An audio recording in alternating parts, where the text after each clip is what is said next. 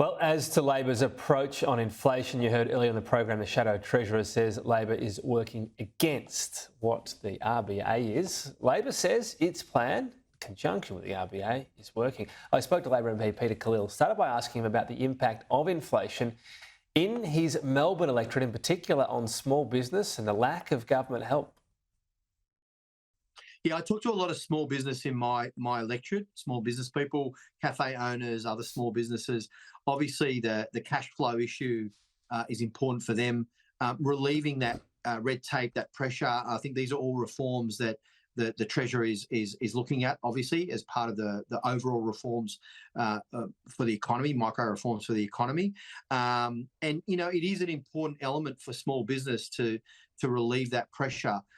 But they all know also that some of the supply chain issues that they have, and I talk to builders, for example, in my lecture, that they understand the supply chain problems they have, the costs of material and so on, are all interconnected to some of the international issues that we've seen. Obviously, the war in Ukraine, which has added to power prices, the energy prices, the volatility around supply chain. So there's a real understanding out there about how interconnected domestic challenges are, our economic challenges are, with some of the geostrategic issues that we're facing globally. They also just want more customers back, and that's one of the biggest struggles for them right now. Do you see a special case? Do you think small business is the cohort that needs the closest eye on it in the next few months in terms of possibly assistance needed? Well, you're asking someone who's a bit biased on this, because I've been a big supporter of small business.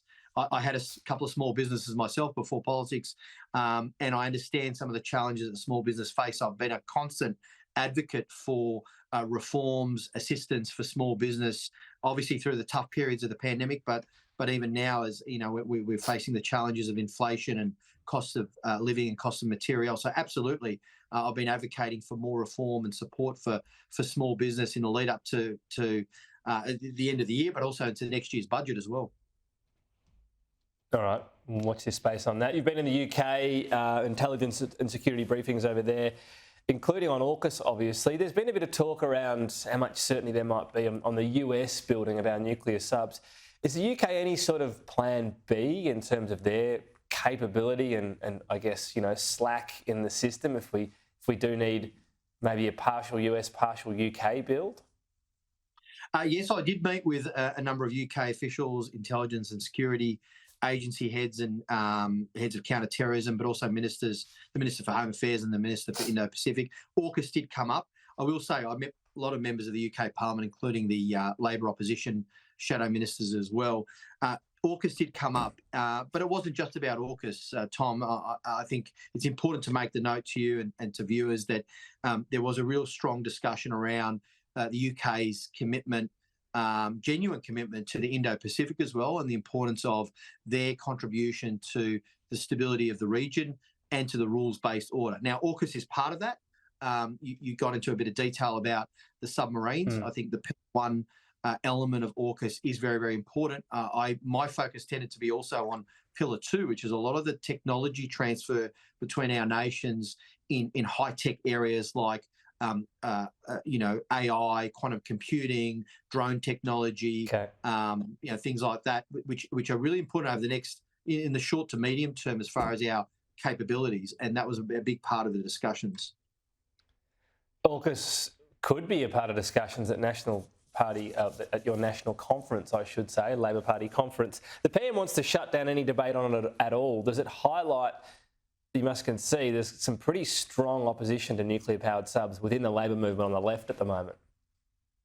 I wouldn't, your characterisation about the PM, I wouldn't agree with. I think it's true to say that our party is a democratic party, the Labor Party. We have elected delegates, we have debates, healthy debates around all sorts of policy issues at state conferences and national conferences as well. Is a real opportunity for us. And we have things worked out behind closed doors, let's be honest about this. Yeah, but there's also the importance of a healthy debate on policy issues, and that does happen in our party. We're a democratic party. So the PM wants a debate on AUKUS and nuclear subs? I would anticipate that there'll be support at the national conference for the government's position on AUKUS and on our defence capability decisions. I think that's what I anticipate will be the case. But I would also say I welcome a discussion around the importance of AUKUS to our defence capability and to our national interest.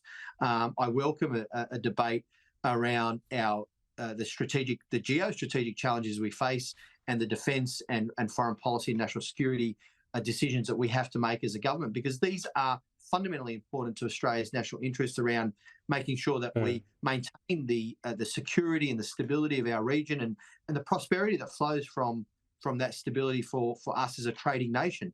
So I think it's a really important debate and one that I welcome in having.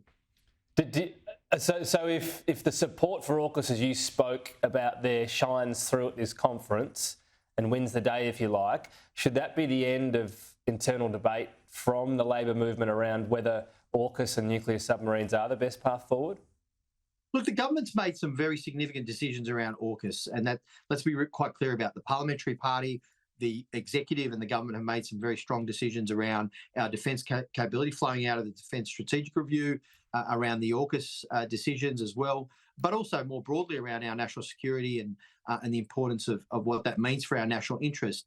And there's obviously always going to be a discussion and debate about policy ideas and issues and how they evolve. And I think that's an important element of a democracy. And as I said, I welcome that, Tom, but I think we should be shying away from that. Yeah, perhaps it won't be able to be shied away from. We'll know soon enough. Peter Khalil, thanks for your time. Thanks, Tom.